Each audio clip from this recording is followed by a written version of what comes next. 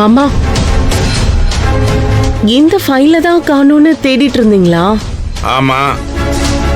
ஆனா அது எப்படி இங்க வந்துச்சு? நீங்க தான் மறந்து வச்சிருப்பீங்க. இல்லையே,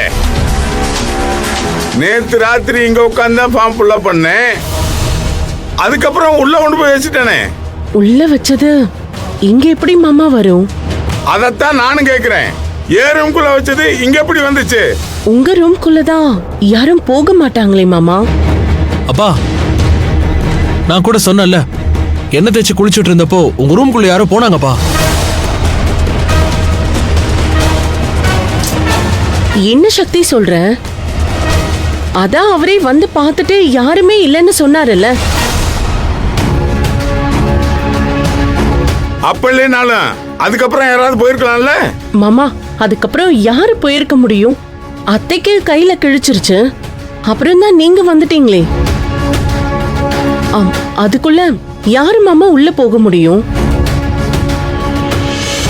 மாமா, அப்படியே யாராவது திருடணும்னு நினைச்சிருந்தாலும் அவங்க இதை எடுத்துக்கிட்டு வெளியில தானே போயிருக்கணும். இங்க எதுக்கு கொண்டு வந்து வைக்கணும்? எனக்கு என்னமோ நீங்க தான் ராத்திரி எழுதி முடிச்சிட்டு இங்கேயே மறந்தா போல வச்சிருப்பீங்கன்னு. அர்ச்சனா, அப்பா கிட்ட ஏன் இப்படி எல்லாம் பேசிக்கிட்டு இருக்க? அவர் எல்லா விஷயமும் ரொம்ப கரெக்டா தான் பண்ணுவாரு. அவர் அப்படி எல்லாம் மறந்து வைக்க மாட்டாரு. ஏங்க, உங்க வயசுக்கே அடிக்கடி நீங்க என்னெல்லாம் மறந்துடுவீங்கன்னு லிஸ்ட் சொல்லட்டுமா? இல்ல, அது வந்து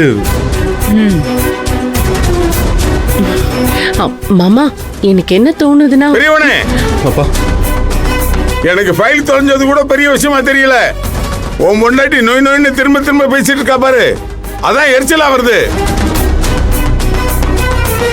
சரியா தப்போ முடிவை ஆம்பளை எடுக்கணும். இது ஒண்ணு அள்ளிராஜ்யம் இல்ல, இங்க எப்பவுமே சிதம்பரம் ஆட்சி தான். அத உன் முன்னாடிட்ட தெளிவா எடுத்து சொல்லு. வீட்டுல இருக்க ஆம்பளைய கேள்வி கேட்டா ஒத்த வார்த்தையில பதில் சொல்லி பழக சொல்லு.